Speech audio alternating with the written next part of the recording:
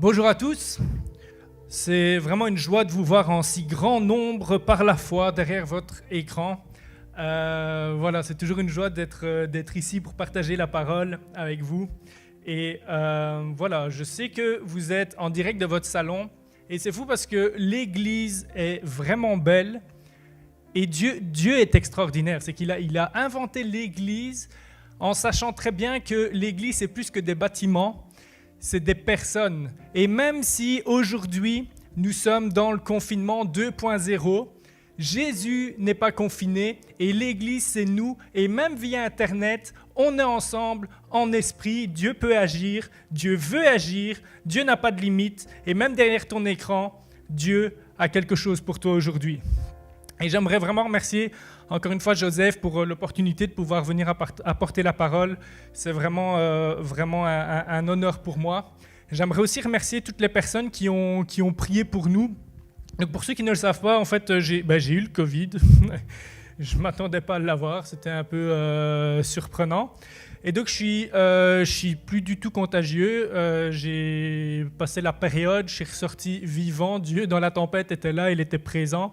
Maintenant, je suis quand même encore très très très fatigué et j'ai un peu de mal à penser au-delà du prochain paragraphe. Donc Dieu va vraiment faire quelque chose, mais c'est vraiment par sa grâce si Dieu touche les cœurs aujourd'hui. Et c'est fou, c'est extraordinaire, c'est que dans ma faiblesse, je sais que je suis fort en lui et qu'au travers de ma faiblesse, il va pouvoir venir toucher vos cœurs. Donc si je suis faible aujourd'hui, vous allez être fort et il va me fortifier. Et c'est ça qui est beau avec le Seigneur. Quelle année de fou! Quelle année de fou! Honnêtement, si on remonte le temps et on arrive au 1er janvier 2020, à aucun moment, on n'aurait pu penser ou imaginer vivre ce que nous avons vécu. Une pandémie mondiale, un confinement de plusieurs semaines, ne pas mettre le masque, être obligé de mettre le masque. Pour finir, on ne sait plus trop. Mettez-le bien. Hein, voilà.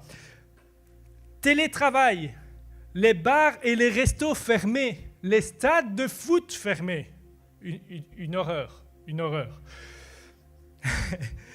Le chômage massif des entreprises qui ferment, chômage technique, les injustices qu'on a pu voir et qu'on a pu observer, je pense par exemple à George Floyd qui est décédé et de nombreux autres dont on n'a peut-être même pas parlé dans l'actualité, une injustice grandissante, des manifestations à travers le monde suite à ces événements, une deuxième vague, des attentats, des menaces d'attentats, un reconfinement, des élections où on ne sait pas trop qui a gagné, il y en a un qui dit qu'il a gagné, l'autre qui... Ok, on ne sait pas trop. Et tous ces événements viennent générer de l'anxiété, de la colère et de l'incompréhension en nous. Tous ces événements viennent littéralement voler notre paix. Et il y en a plusieurs ici durant cette année. Tu as été touché par une de ces choses que j'ai citées. Tu as été touché par la crise. Tu as peut-être perdu des proches. Tu as perdu des finances, tu as perdu ton emploi. Tu as perdu des choses qui étaient vraiment importantes pour toi. Tu as peut-être perdu ta santé. Tu as été touché par le Covid ou par n'importe quelle autre maladie. Et en fait, tous ces événements et toutes ces choses nous renvoient à notre impuissance. Toutes ces choses nous rappellent notre faiblesse et nous poussent à revenir à un fondement solide. Ça nous renvoie à notre finitude face à l'infini. Je suis limité face à l'infini. Ça nous renvoie à nos limites de compréhension du monde complexe qui nous entoure. On a tous ri en voyant l'image du roi, puis avec tout le plus grand respect que j'ai, avec la phrase au-dessus de lui, « Qui est Dieu m'attend, je n'ai rien compris ». Réellement, quand je regarde les informations autour de moi, je suis dans cet état-là, je ne comprends plus rien. Je ne comprends plus rien. Il y a tellement de théories, tellement de gens qui disent « Oui, le Covid, voici ce qu'il faut faire pour en sortir, voici ce qu'on aurait pu faire, voici ce qu'il ne faut surtout pas faire. » Puis ils se contredisent tous. On ne sait plus. On ne sait plus. Les présidents sont plus présidents alors qu'ils sont encore et l'autre est élu. On ne sait plus. Où est la vérité? Personnellement, je suis perdu. Si vous avez une possibilité pour moi de mieux comprendre, venez me voir et m'expliquer. Je suis prêt à l'entendre. Tous ces événements nous renvoient aussi à nos plus grandes peurs. La peur de perdre. peur de perdre quelque chose, de perdre un proche, de perdre un ami, de perdre de l'argent, de perdre notre sécurité. Toutes ces choses nous renvoient aussi à la peur de la mort. Mais il y a une chose que cette crise actuelle veut nous enseigner, c'est que toute la richesse du monde, toute la technologie du monde et même toute l'éducation du monde ne peuvent pas nous amener la paix en temps de crise. Comment est-ce que je réagis face aux tempêtes qui m'entourent? Quoi faire alors que tout ce qui prend place autour de moi me dépasse? Et on ne peut pas contrôler nos circonstances extérieures de vie, mais on peut contrôler comment on va les vivre et comment on va les gérer en les traversant. L'inquiétude. Vous avez remarqué combien s'inquiéter fait vraiment une différence? C'est vrai, hein? Genre, j'ai examen demain, je me suis inquiété toute la nuit, je ne vais pas dormir de la nuit, ça va aller mieux. Ah ouais, l'examen, il va aller bien. Ah, l'examen, il va aller vraiment, vraiment, vraiment bien. J'ai un bouton sur le nez. Je passe la nuit à aller sur Internet pour regarder les différents styles de boutons qui existent. Je me retrouve le lendemain matin en étant persuadé que j'ai un cancer en phase terminale. Ça va aller beaucoup mieux de m'être inquiété toute la nuit. J'entends mon voisin qui tousse.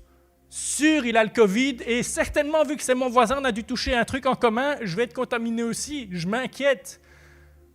C'est fou. Mais Jésus le dira dans Matthieu 6, 27. Qui de vous, par ses inquiétudes, peut ajouter un instant, 1 heure, 1 minute, 1 seconde à la durée de sa vie? D'un côté, on sait que ça ne sert à rien, mais d'un autre côté, on le fait quand même.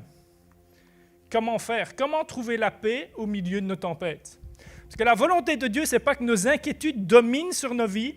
La volonté de Dieu, ce n'est pas que nos vies soient limitées et confinées par nos peurs et par nos craintes. Mais la volonté de Dieu, c'est que malgré nos circonstances, on puisse remporter la victoire sur l'anxiété, sur l'inquiétude. Et 365 fois environ dans la Bible, on retrouve des mots et des phrases, des versets où Dieu nous dit ceci: « Ne crains pas ou n'aie pas peur ». 365 fois. Il y en a en stock pour toute l'année. Chaque jour de l'année, Dieu a un « ne crains pas, n'aie pas peur, je suis avec toi ». Ça va aller, peu importe ce qui se passe, regarde à moi, fais-moi confiance. Chaque jour, il y en a en stock et ses promesses et ses bénédictions se renouvellent chaque matin. Donc, comment trouver la paix au milieu de nos tempêtes? Et le premier point qu'on va voir, on en a 27 aujourd'hui, alors c'est pour rire, rassurez-vous. Premier point, c'est « Je vais fonder ma paix sur le roc ». Je vais bâtir ma paix sur le roc. Si on fonde notre vie sur quelque chose de bancal, notre vie risque de s'écrouler. Et pour tous ceux qui travaillent dans le bâtiment, vous êtes vraiment conscients de ça. Si les fondations d'une maison ne sont pas solides et qu'on commence à bâtir dessus, c'est sûr, à un moment ou à un autre, la maison, elle risque de s'écrouler. Et il y a quelques années en arrière, je travaillais en job étudiant à la chaîne, puis en fait, je devais remplir des caisses de documents, etc., puis faire des piles de caisses. Je passais mes journées dans les caisses. C'était vraiment passionnant. Et il y a une journée où il fallait vraiment, vraiment aller vite. C'était le rush. Et donc, je prends une caisse qui était genre à moitié remplie, donc à moitié solide. Et je la pose en première de file. Je la mets en dessous, puis j'en mets une autre au-dessus qui est pleine, puis une autre. Puis à un moment, je regarde la pile et je vois la pile qui commence à... Elle devient toute travers, là. Elle est en train de s'affaisser, elle est en train vraiment de comme la tour de Pise. Mais si je fonde ma vie sur des choses qui ne sont pas solides, si je fonde ma paix sur des choses qui peuvent être bancales, qui sont vides, tôt ou tard, avec les événements extérieurs ou les événements que je vais vivre intérieurement, ma paix risque de vaciller et à terme peut-être même de s'écrouler, ma vie risque de s'effondrer. Et j'aimerais qu'on lise un texte dans l'évangile de Marc au verset 4. Donc Marc 4, versets 35 à 40. On va le lire ensemble. Ce même jour, sur le soir, Jésus leur dit « Passons de l'autre bord ». Et après avoir renvoyé la foule, ils l'emmenèrent dans la barque où il se trouvait. Il y avait aussi d'autres barques avec eux, et il s'éleva une grande tempête. Et les flots se jetaient dans la barque, au point qu'elle se remplissait déjà. Et lui, Jésus, il dormait. Jésus dort. C'est un texte extraordinaire, je pense que c'est un de mes préférés. Il dormait à l'arrière sur le coussin. Et ils le réveillèrent en lui disant « Maître, cela ne te fait rien que nous soyons en train de mourir. » S'étant réveillé, il menaça le vent et il dit à la mer « Silence, tais-toi !» Et le vent cessa, il eut un grand calme, puis il leur dit « Pourquoi êtes-vous si craintifs? Comment se fait-il que vous n'ayez pas de foi ?» Ce texte-là est vraiment, vraiment intéressant. Parce que ça, c'est une métaphore de notre vie, de ce qu'on est en train de vivre à l'heure actuelle. D'un côté, il y a les disciples, ou nous, en pleine panique. Et de l'autre côté, il y a un Jésus qui est en train de dormir. Entre parenthèses, Jésus devait vraiment avoir le sommeil profond pour ne pas se réveiller en plein milieu d'une tempête. Mais il faut comprendre vraiment l'étendue de ce texte-là. Les gars qui sont en train de paniquer, c'est pas Jonathan qui est en train de monter sur un bateau, qui a peur dès que ça bouge un peu trop, qui a le mal de mer, etc., qui est pas bien quand il y a un petit souffle et que le bateau commence à tanguer. C'est des gens qui, certainement, depuis leur jeune âge, sont sur des bateaux. Leur job, leur travail, c'est d'être sur des bateaux, de pêcher, et ils en ont traversé des tempêtes. Ce n'est pas la première. Ils en ont vu des tempêtes. Mais celle-là, elle est tellement wow qu'ils commencent à paniquer. Imagine un peu, un jour, après le confinement, tu vas chez le coiffeur, tu retires ta casquette et tu as une tignasse tellement énorme que le coiffeur il te regarde. « Ouh, je ne sais pas comment je vais faire, là, ça va être tendu, je panique, je ne sais pas comment... » Vraiment, tu le vivrais mal, hein, déjà, premièrement, mais ça n'a genre aucun sens. Aucun sens. Pourquoi? Parce que le coiffeur a l'habitude de voir des grosses tignasses et limite, il doit faire bonne chère, là, dire « je vais aller le tailler dedans, ça va être bon. » Donc, si des pêcheurs qui voient une tempête commencent à paniquer, c'est vraiment que la tempête, elle est intense. C'est que vraiment, la tempête est impressionnante. Et c'est exactement ça que les disciples dans ce texte sont en train de vivre. Et les disciples dans ce texte, c'est vous et moi. Et je ne sais pas où tu en es, mais peut-être qu'il y a la tempête qui est venue frapper ta vie. Peut-être il y a le Covid qui est venu, peut-être d'autres maladies. Peut-être que tu dois te faire soigner, que tu es dans un traitement, mais à cause du Covid, on dit on va attendre un peu pour ton traitement, il y a d'autres priorités. Et on pense par exemple à Gianni qui a dû reporter, etc. Peut-être la tempête, c'est ça. Peut-être c'est une tempête financière, peut-être ton entreprise, elle a fermé. Peut-être que tu as été viré de ton travail. Peut-être les décisions du gouvernement, tu ne comprends pas, puis il y a une colère qui monte en toi. Et il y a cette tempête, et tu es pris dans cette tempête, et t'es genre, tu vois tout ce qui se passe, et ça te dépasse totalement, et tu commences à paniquer. Tu ne sais plus quoi faire, tu paniques. Et c'est exactement ce que ces disciples, les disciples de Jésus ont vécu. Et ce que Dieu veut nous dire à chacun de nous, c'est ceci. Fais-moi confiance. Ne place pas ta confiance dans ta capacité à savoir gérer les situations. Parce que ce qui prend place actuellement, personne ne gère. On n'a pas le contrôle là-dessus. Ce n'est pas nous qui sommes au gouvernement, ce n'est pas nous qui prenons les décisions, ce n'est pas nous qui avons le vaccin, ce n'est pas nous qui avons le contrôle. On ne gère pas. Et peut-être que toi, tu es entouré de cette tempête, mais peut-être qu'ici, en ligne, il y en a, vous étiez déjà dans la tempête avant le premier confinement. Vous étiez déjà dans des situations compliquées, c'était déjà la tempête dans votre vie. Pense t'en sortir, boum, il y a tout ce qui prend place, qui vient, tu te retrouves dans une tempête. Puis peut-être, le premier confinement t'a mis dans une tempête. Tu pensais t'en sortir, tu pensais relancer le commerce, relancer l'entreprise, tu pensais pouvoir sortir la tête de l'eau, puis là, tu as comme un pied qui vient sur ta tête, t'écraser, te remettre encore une fois dans la tempête, te remettre encore une fois dans l'eau, et tu ne comprends pas et tu paniques. Et Dieu te dit, regarde à moi. Fixe les regards sur moi. Et j'aimerais juste ici faire une parenthèse. Si on a le temps, j'appuierai ce point à la fin du message, mais je sens qu'il faut que j'en fasse une parenthèse, en tout cas maintenant. Dieu te dit, regarde à moi. Et Dieu te dit, il faut que dans tout ce qui prend place autour de toi, que tu gardes ton cœur. Garde ton cœur. Proverbe 4, verset 23 dit, « Garde ton cœur plus que tout, car de lui jaillisse la vie. Il est la source de ta vie. » Ton cœur est la source de ta vie. Et si tu laisses les circonstances venir polluer ton cœur, ta paix va s'effondrer. Si tu laisses les 14 théories du complot, plus les 29 autres qu'il y a derrière, venir polluer ton cœur, ta paix va s'effondrer. Si tu interprètes les 12 et les 29 et les 48 signes de l'Apocalypse, les chevaliers, machin, quoi que ce soit, ta paix va s'effondrer. On sait qu'on va vers la fin, on le sait. Est-ce qu'il y en a pour 1 heure? Est-ce qu'il y en a pour 100 ans? On ne le sait pas. Jésus, il a dit, on ne le sait pas. Oui, voici les signes que vous verrez, etc. Mais les 2 points par rapport à la fin du monde qui sont certains, c'est que Jésus va revenir et que pendant ce temps-là, peu importe les circonstances autour de nous, peu importe les tempêtes, peu importe la persécution, peu importe ce qui prend place, on a toute cette force en nous qui commence à monter parce qu'on sait que peu importe ce qui arrive, il va nous délivrer. Que ce soit dans cette vie-ci ou que ce soit dans la mort, il nous délivre, il a notre vie entre ses mains, on doit lui faire confiance et on doit témoigner autour de nous.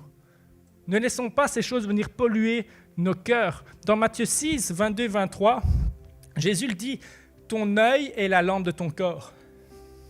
Si la lumière qui est en toi devient ténèbres, combien les ténèbres seront grandes. » Fais attention à ce que tu regardes comme émission. Puis là, je ne suis pas en train forcément parler de choses, pornographie ou ces trucs-là. Oui, c'est vrai aussi là-dessus. Mais à l'heure actuelle, fais attention aux sites que tu vas voir. Fais attention aux publications que tu vas lire. Je vous ai dit tout à l'heure, moi, je suis un peu perdu sur certains points au niveau de ce qui se passe. Mais je me suis rendu compte, c'est que j'ai été lire trop de choses. En même temps, tu vas sur Facebook, là, tu as 40 000... T'es pollué, tu vois des choses, tu vois des trucs, des théories, des machins, etc. Et en fait, facilement, on laisse notre cœur venir être pollué et il y a l'inquiétude qui vient. Mais Dieu te dit, regarde à moi. Vous savez, Pierre, quand il commence à marcher sur l'eau, encore une fois, au milieu de la tempête, la Bible aime bien parler de tempête, c'est vraiment riche. Et il y a la tempête, il y a Jésus qui arrive, et Pierre est là au milieu de la tempête dans le bateau et Jésus dit, ok, Pierre il voit Jésus, il dit, si c'est vraiment toi, appelle-moi et fais que je marche sur l'eau. Et Jésus dit, commande, viens. Et là Pierre, il marche sur l'eau. Mais alors que la tempête est là, il commence à regarder aux circonstances, il regarde au bruit, il regarde aux publications Facebook, il regarde aux différentes choses qui se passent autour de lui et là il commence à couler. Tant qu'il regarde à Jésus, il marche et il vit le miraculeux. Mais qu'il commence à regarder autour de lui, à faire attention aux voix qui sont autour de lui, aux circonstances qui sont autour de lui, commencent à couler. C'est vraiment ça que Jésus te dit. Garde ton cœur. Garde ton cœur. Regarde à moi. Moi, je suis la vérité. Pas Jonathan, c'est Jésus qui vous parle. Ok? Regarde à Jésus. Regarde à Jésus. Peu importe les théories qu'il y a autour de toi, regarde à lui et avance vers lui. Garde ton cœur. Tant qu'on base notre paix sur quelque chose qu'on peut perdre, on ne sera jamais vraiment en paix. Tant que tu bases ta paix sur quelque chose d'éphémère, sur quelque chose que tu peux perdre, tu ne seras jamais réellement en paix. Les disciples, ils fondaient leur paix sur leurs compétences, sur leur expérience passée. Les 14 tempêtes qu'on a traversées, les gars, ça a été, ici c'est la 15e, ça va très bien se passer. Ils fondaient leur paix sur le fait qu'ils avaient le contrôle, sur leur capacité à gérer jusque maintenant. Mais face à cette tempête-là, ils se rendent compte qu'ils sont complètement impuissants et que ce n'est pas sûr qu'ils vont savoir gérer. Et on a tous des tempêtes qui nous poussent hors de notre zone de confort. Mais ma question est la question de Dieu pour nous ce matin. En quoi et sur quoi tu bases ta paix? Est-ce que tu bases ta paix sur l'Église, de se voir à chaque semaine, la petite réunion de prière, avoir les cours alpha avec des bonnes pâtes, etc. Ou est-ce que tu bases ta paix sur moi? Okay? Quand on enlève, spirituellement, l'Église, on est unis en esprit. Dans ton salon, nous ici, on est tous unis en esprit. On est un. L'unité, elle est là. Mais dans les faits, dans ce qui est visible, dans l'Église locale, on nous retire ça. On te retire ça, puis tu te retrouves tout seul. Est-ce que ta paix est dans ces choses-là, ou est-ce que ta paix est là en Dieu? Puis l'Église est extrêmement bonne. Je ne suis pas en train de dire que c'est mauvais. Mais est-ce que ta paix est fondée sur l'Église ou est-ce qu'elle est fondée en Christ? Est-ce que ta paix est fondée sur ta famille? Est-ce que ta paix est fondée sur tes finances, sur ton travail, sur ton ministère? Les ministères d'évangélistes qui vont prêcher, on pense à Luc Dumont qui devait venir il y a quelques semaines, sa vie c'est prêcher dans les églises. Si sa paix est fondée sur son ministère, le gars doit être dans une dépression profonde. Et le peu que je le connaisse, ça m'étonnerait qu'il soit en dépression. Parce qu'il a compris que sa paix n'est pas fondée sur son ministère ni sur ce que Dieu l'appelle à faire, mais est fondée en Christ. Si je fonde ma paix sur quelque chose que je peux perdre, je ne serai jamais en paix. Et les fondements de notre paix sont ébranlés à l'heure actuelle. Et c'est bon. Ça secoue, mais c'est bon parce que ça nous permet d'évaluer. Okay, où est-ce que j'en suis par rapport à ma paix? Je pensais que j'étais fondé en Christ, mais il y a quand même des trucs qui m'inquiètent. C'est normal d'être inquiété à un certain niveau, ok? Mais est-ce que ma réaction, c'est de dire, ok, ma paix ne dépend pas des circonstances, ma paix, elle dépend de toi. Puis tu es le seul qui, peu importe ce qui se passe dans l'univers, qui va rester ferme, qui va rester présent. Tu es le seul roc sur lequel je peux m'appuyer pour tenir ferme, peu importe ce qui se passe autour de moi et peu importe ce qui se passe en moi.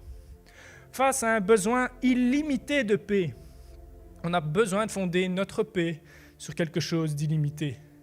Si je prends un verre de 20 centilitres et que j'essaye de remplir un seau d'eau,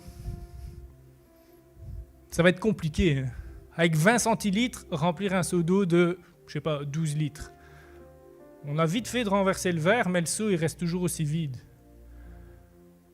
C'est souvent ce qu'on fait avec notre vie. On essaie de combler le vide, on essaie de combler pour trouver une paix, mais on n'est jamais rassasié. On n'est jamais rassasié. C'est exactement ça. C'est exactement ça. Notre besoin de paix est tellement grand qu'on a besoin de trouver notre paix dans quelque chose qui nous dépasse. Et au lieu d'essayer de prendre notre besoin ainsi et de le remplir avec un verre, il faut qu'on prenne le seau qui est Dieu, rempli à ras-bord, et le renverser dans le verre de 20 centilitres. Et là, notre coupe va déborder. Notre paix illimitée va déborder parce que ce sera pas notre paix, ce sera sa paix qui nous donne et qui va devenir notre paix. On a besoin d'une paix plus grande que les tempêtes qui nous entourent. Philippiens 4, versets 6 et 7. Et on y reviendra aussi plus tard à ce verset-là. Ne vous inquiétez de rien, mais en toute chose, faites connaître vos besoins à Dieu par des prières, par des supplications, dans une attitude de reconnaissance. Et la paix de Dieu qui dépasse tout ce que l'on peut comprendre, gardera votre cœur et vos pensées en Jésus-Christ. Notre besoin illimité de paix ne peut être comblé que par une paix illimitée. Notre besoin illimité de paix ne peut être comblé que par une paix qui est elle-même illimitée. Et on n'est pas des inconscients qui sommes en train de nier la tempête autour de nous. Nous sommes des hommes et des femmes qui prenons conscience que peu importe les tempêtes qu'on traverse, il y a la possibilité, quand notre paix est fondée en Christ, de rester ferme et d'avoir cette assurance que notre vie est entre ses mains. Jean 14, verset 27 dit « Je vous laisse la paix, je vous donne ma paix. » C'est Jésus qui le dit. « Je ne vous donne pas comme le monde donne, que votre cœur ne se trouble pas et ne se laisse pas effrayer. Et on a tous besoin de cette paix divine. Tous, on a besoin de cette paix divine. Il faut qu'on arrête d'essayer de trouver la paix dans des choses éphémères, qui parfois peuvent fonctionner. Trouver le calme, avoir plus de temps pour soi, etc. Ça peut amener une forme de paix, passer du temps juste pour essayer de prendre soin de soi et allez, on éteint Facebook, on éteint tous ces trucs-là. Puis il y a une forme de paix qui va venir, oui, mais une paix éphémère. Imaginez le gars le plus zen de la Terre, le gars le plus calme, le plus haut niveau de maîtrise de lui, vraiment toujours en paix, etc. Et imaginez que ce gars-là apprend que sa fille de 4 ans a une maladie incurable, qui risque de perdre son travail, qui risque de perdre lui-même sa santé, qui risque de tout perdre. Je pense qu'il a beau être la personne la plus zen de la Terre, il n'est pas vraiment en paix à ce moment-là. Mais c'est la même chose quand on cherche notre paix dans les choses terrestres. Quand on cherche notre paix dans quelque chose qui n'est pas fondé, on a besoin de quelque chose de plus, et ce quelque chose de plus, c'est Jésus. J'ai besoin de fonder ma paix sur quelque chose de plus grand et de plus solide que ma tempête. Matthieu 7, verset 24, nous invite à bâtir notre vie sur le roc. Jésus dit, bâtis ta vie sur le roc. Bâtis ta maison sur le roc. C'est l'histoire de 2 gars ça commence comme une blague, c'est l'histoire de 2 gars qui bâtissent une maison. Et à l'époque, ils ont dû certainement rire en écoutant ça. Il y en a un qui bâtit sa maison sur le solide, et il y en a un qui bâtit sa maison sur le sable. La tempête vient, il y a une maison qui reste debout et une maison qui s'effondre. Laquelle des deux ? Celle qui s'effondre, c'est celle qui est sur le sable, qui est sur quelque chose qui n'est pas solide. Celle qui reste et qui demeure, c'est celle qui est fondée sur le roc. 1 Samuel 2,2. Nul n'est saint comme l'Éternel. Il n'y en a point d'autre que notre Dieu. Il n'y a point de rocher, il n'y a point de rocher comme Dieu. Ésaïe 26, verset 4. Confiez-vous en l'Éternel à perpétuité, car l'Éternel est le rocher des siècles. Ta paix doit être fondée sur le roc. Tu peux m'amener le... En fait, j'ai 2 illustrations et je vais en faire une là maintenant. Je m'étais dit que je le ferais à la fin, mais je vais essayer de le faire là maintenant. Merci beaucoup. OK, petit placement de produit. Voici. OK, il faut que ma vie et que ma paix soient fondées sur le roc.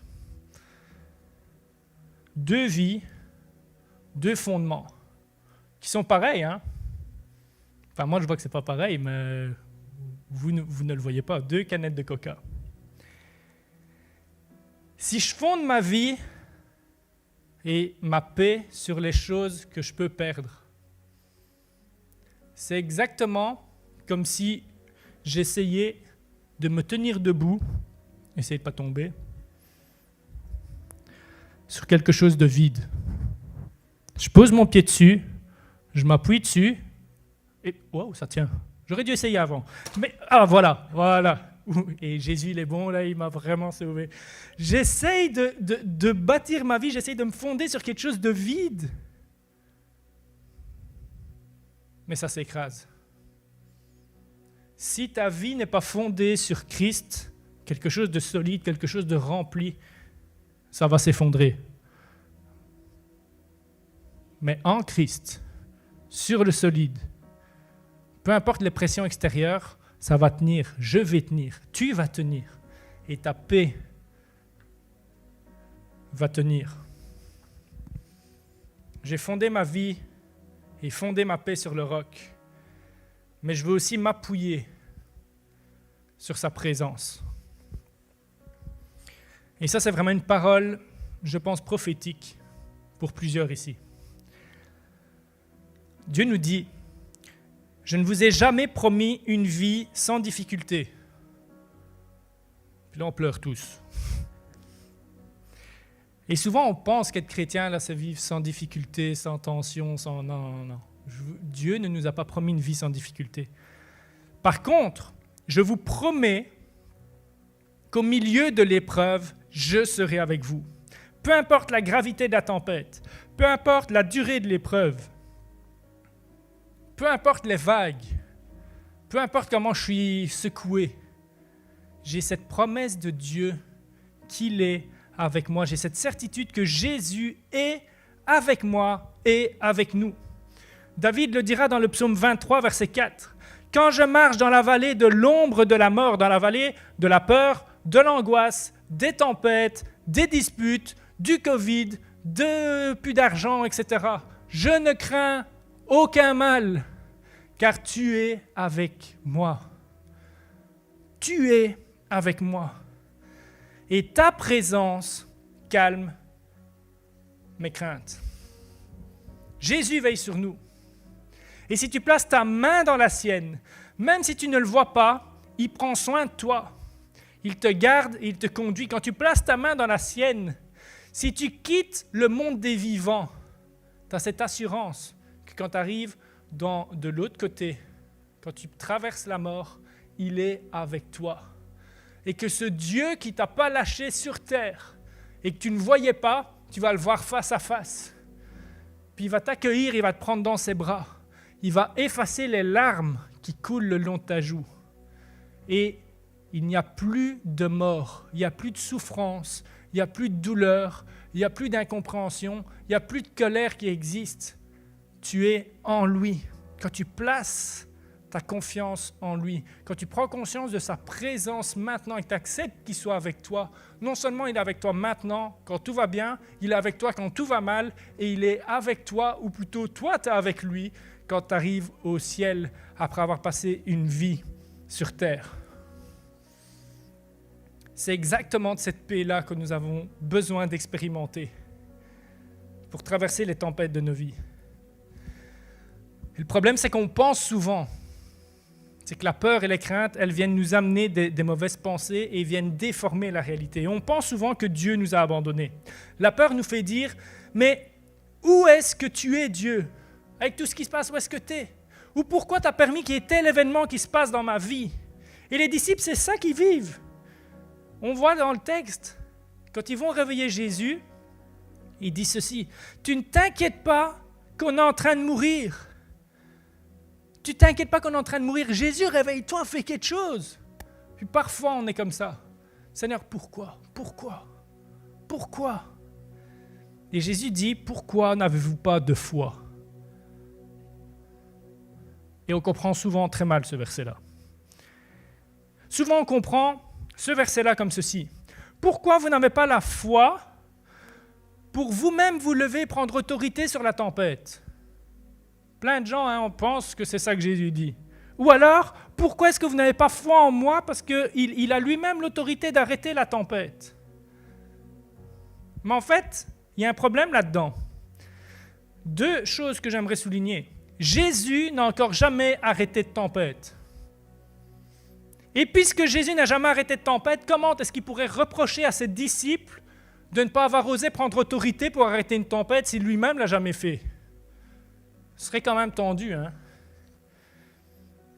Mais la réelle compréhension de ce texte-là, il va bien plus loin que juste arrêter une tempête. C'est bien plus profond et bien plus intime que ça. Jésus est en train de dire, comment est-ce que tu peux croire que moi, ton Dieu, moi, ton ami, j'allais te laisser tomber au milieu de la tempête? Comment est-ce que tu peux croire que moi, Jésus, qui ai donné ma vie pour toi à la croix, j'ai tout donné pour toi, je vais te laisser tomber? Et la peur, la crainte, l'anxiété et les tempêtes de nos vies nous font parfois penser que Jésus nous a abandonnés, alors qu'il est avec nous. Il est avec nous dans la tempête. Et Jésus est en train de te dire ce matin, fais-moi confiance, je suis avec toi. Tu ne comprends pas tout, il y a peut-être eu des pertes, mais je suis avec toi. Mes pensées ne sont pas tes pensées. N'essaye pas de tout comprendre. À l'heure actuelle, tu ne vas pas tout comprendre. Tu es comme Jonathan, tu ne vas pas tout comprendre. Mais garde les yeux fixés sur moi. Fais confiance, je suis avec toi. Appuie-toi sur ma présence. Tu ne le vois pas, mais il est avec moi. Il est avec moi. Je ne comprends pas ce qui se passe, mais il est avec moi. Il est avec moi.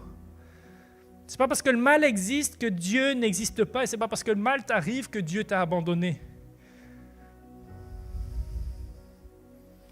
Au travers de l'épreuve, il y a une relation que tu vas développer avec Dieu qui sera tellement forte et tellement solide que quand tu vas sortir de l'épreuve, tu vas être grandi spirituellement. Et on voudrait tous que nos tempêtes s'arrêtent, et parfois, Dieu arrête les tempêtes. Mais parfois, on s'impatiente quand la tempête, elle ne s'arrête pas. Pensez à Gianni. Dieu avait un plan qui nous dépassait. On ne le comprend pas. Hein. Des mois avec une douleur atroce. Si Dieu était intervenu tout de suite, ça aurait été quoi? Waouh, Dieu a guéri Gianni là. Pendant 3 semaines, il n'allait pas bien. Dieu l'a relevé. Gloire à lui. Gloire pas à Gianni, mais gloire au Seigneur. Merci Seigneur, quel témoignage extraordinaire. Mais imagine maintenant le témoignage de Gianni. Pendant des mois, j'étais en souffrance. Pendant des mois, j'espérais être guéri. Puis il y a un mirage qui vient où il va voir l'opération, puis l'opération tombe à l'eau, puis il y a un autre mirage, puis l'opération tombe à l'eau. Mais dans toutes ces épreuves-là, Jésus était avec moi. Et peu importe l'épreuve que toi, tu es en train de traverser, Jésus est avec toi. Quand Gianni te dira ça, il aura le poids pour te le dire. Et non seulement il aura vécu le miracle de la présence de Dieu, mais lui-même va devenir un miracle pour ceux qui traversent des circonstances difficiles. Le témoignage, il est boum, fois 1000. Fois 1000. C'est quoi le plus gros miracle? Que la tempête s'arrête? Ou que dans la souffrance, je m'appuie sur sa présence et que je devienne moi-même plus fort spirituellement, que je devienne un témoignage pour les autres. Vous savez, si on reprend l'histoire de Pierre qui marche sur l'eau, il y avait Pierre et les disciples. Hein. Les disciples, ils ont vu le miracle. Et Pierre, il a vécu le miracle. Est-ce que tu veux voir le miracle? Ou est-ce que tu veux vivre le miracle et devenir peut-être un miracle pour quelqu'un d'autre? La présence de Dieu calme nos tempêtes. La présence de Dieu calme nos tempêtes. Et j'ai cet exemple-là de Batman, notre chat. Quand je parle de Batman, à chaque fois, je me dis, les gens, ils pensent aux super-héros. Moi, je pense à un chat. Et Batman, il fait le dur à la maison, mais il a peur de plein de choses. Dès qu'il y a un truc qui n'est pas comme d'habitude, il est en mode panique. Et je l'appelle aussi la girafe. Il étend son cou là comme ça et il regarde les trucs. C'est vraiment bizarre. Il faudrait vraiment tourner un film sur ce chat.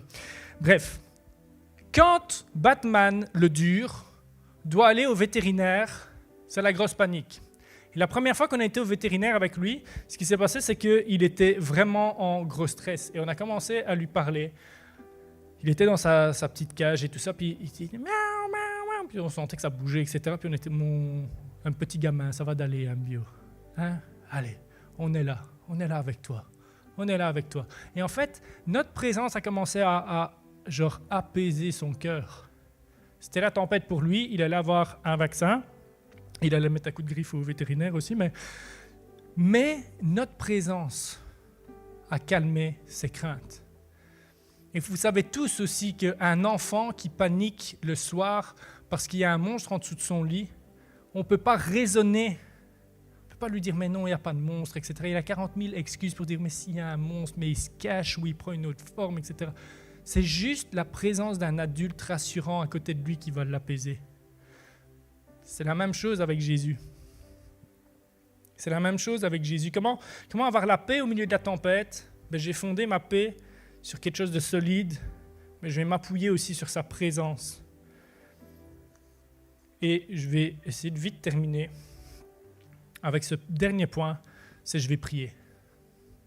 Je vais prier. Et dans la prière, on va comprendre des choses qui vont vraiment nous aider à garder la paix intérieure au milieu de nos tempêtes. Et on va lire un texte extraordinaire. Philippiens 4, on l'a déjà lu tout à l'heure, mais c'est vraiment un texte, on va le creuser un peu maintenant, vous allez voir, c'est fou. Philippiens 4, versets 6 et 7. On le relit. Ne vous inquiétez de rien. Déjà là, Paul, à mon avis, Méchante soirée hier soir. Hein. Il s'en remet pas, le gars. Oh, vous inquiétez de rien. T'inquiète. Paul, tu vois ce qui prend en place? Non, t'inquiète. Ne vous inquiétez de rien, mais en toute chose, faites connaître vos besoins à Dieu par des prières, par des supplications, dans une attitude de reconnaissance. Et la paix de Dieu qui dépasse tout ce que je peux comprendre gardera mon cœur et mes pensées en Jésus-Christ. Paul est le gars qui a du crédit pour dire ça. Vous vous souvenez, il y a quelques instants, j'ai parlé de Gianni, quand il va dire à quelqu'un qui traverse une épreuve que Dieu est avec lui, il a du poids. Ok? Imagine, tu apprends que tu as fait une fausse couche. Puis tu as ton petit cousin de 11-12 ans qui vient dire « T'inquiète, ça va aller ». Il n'a aucune crédibilité pour dire ça. Tout ce qu'il connaît, c'est jouer à la PlayStation. Ok?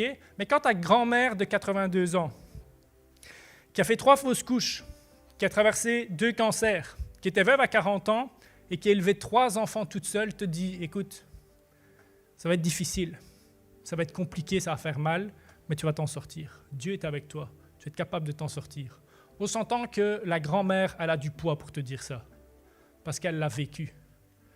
Mais Paul, ici dans le texte, c'est la grand-mère. Théologiquement, Paul est une grand-mère. Ok? Paul, il a vécu des travaux forcés. 3 naufrages, battu à coups de bâton 3 fois. Il est en prison 3 fois, il a été lapidé 1 fois, il a été fouetté 5 fois.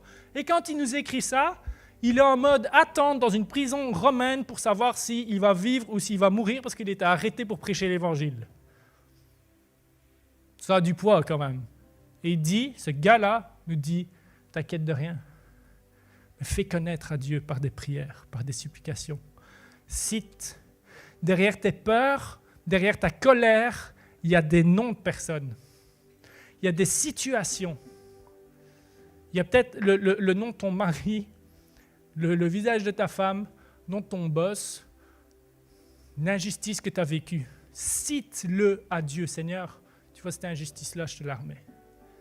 Seigneur, tu vois ce qui se passe là, je te le remets. Seigneur, tu vois, je ne comprends pas, je suis en train de te le remettre entre tes mains. Je suis en train de prier pour ça. Et alors que je prie, la paix de Dieu qui surpasse tout va garder ton cœur et tes pensées en Jésus. Pas publier sur les réseaux sociaux, ah, vous vous rendez compte, et telle chose, et il y a ça qui se passe, etc. Non. Étale pas ta frustration, tes blessures comme ça. Juste à Dieu. Seigneur, voici. Seigneur, voici. Alors que tu remets ça à Dieu, sa paix qui surpasse tout va garder ton cœur et tes pensées en Jésus. Matthieu 6, et le verset ne va pas s'afficher, je vais juste le lire ici. Matthieu 6, verset 31 à 34. Je vous fais un court résumé. Jésus nous dit, ne vous inquiétez pas, t'inquiète pas. Votre Père sait que vous avez besoin. Et il parle des besoins primaires, là. Ceux qui connaissent un petit peu là, la pyramide de Maslow, besoins primaires.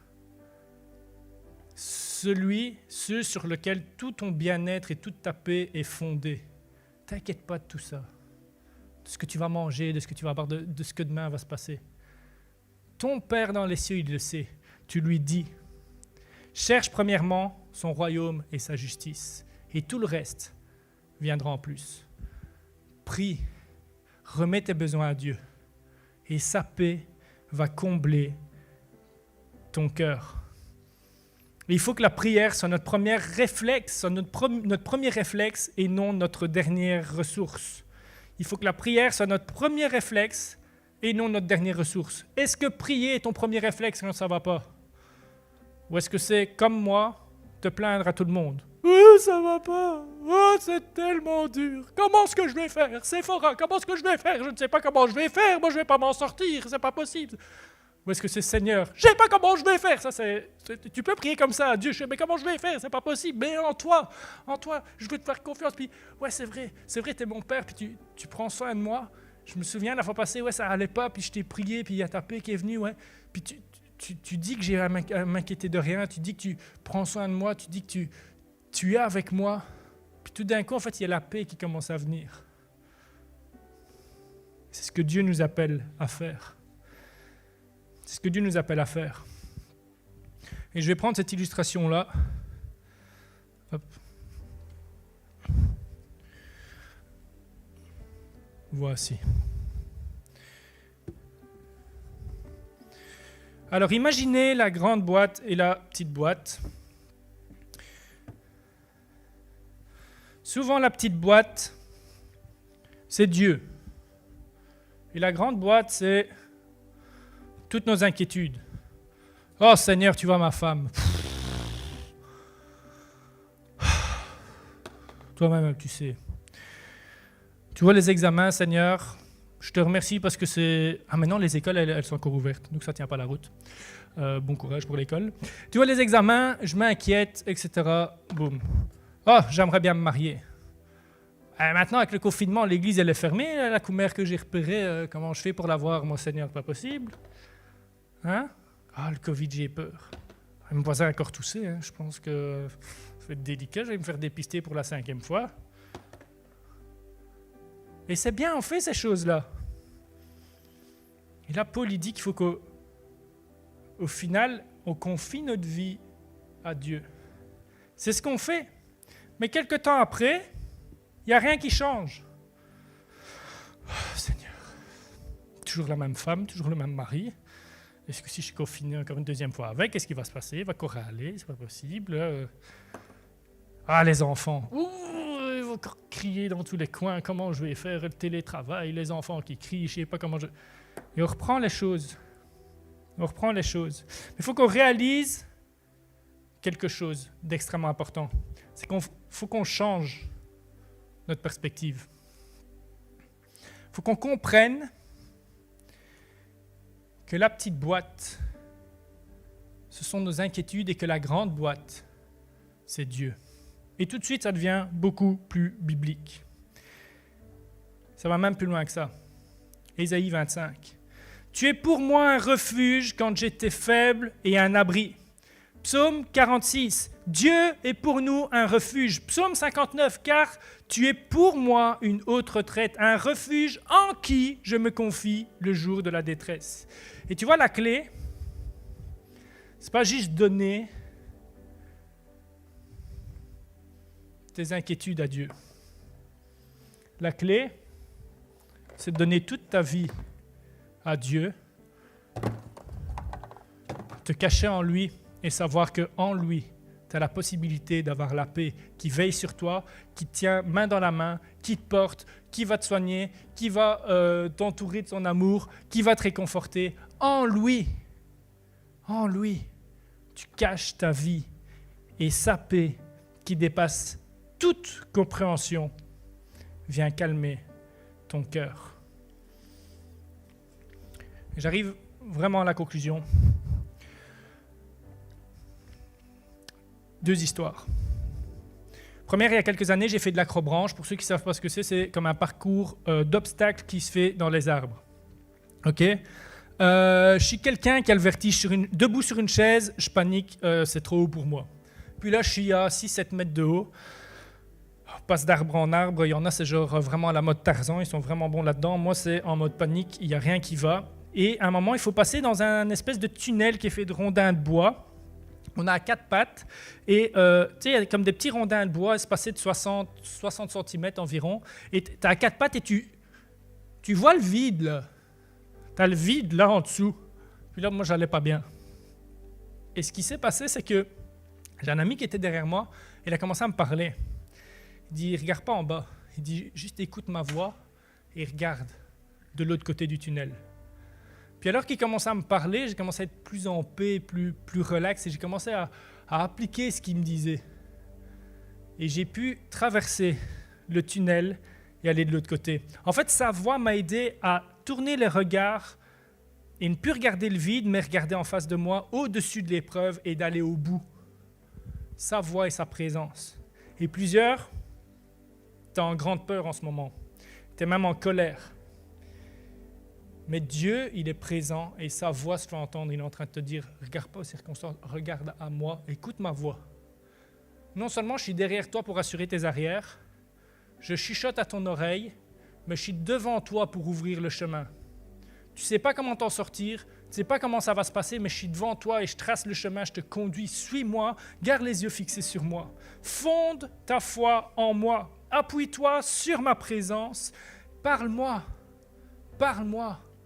pour que ma paix puisse venir rencontrer ton stress et ton anxiété.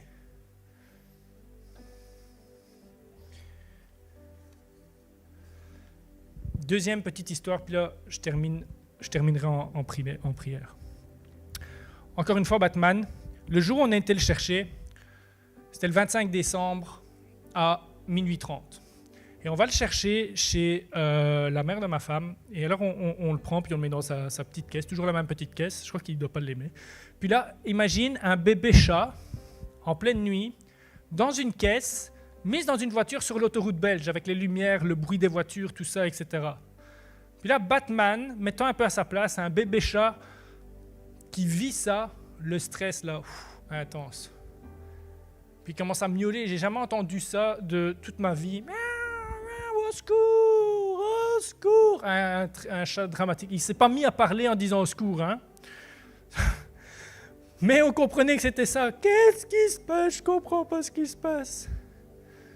Mais nous, on avait déjà tout préparé pour lui. Puis là, encore une fois, on a commencé à lui parler.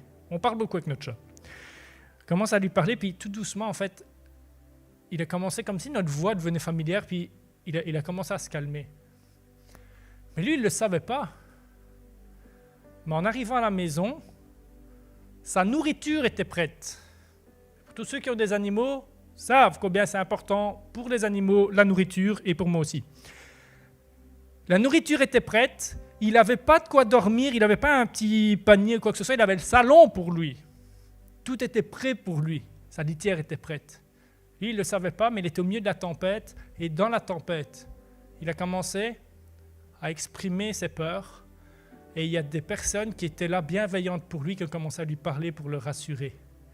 C'est exactement ce que Dieu veut faire. Et peut-être qu'à l'heure actuelle, tu es dans la tempête. Puis tu ne connais pas encore vraiment Dieu.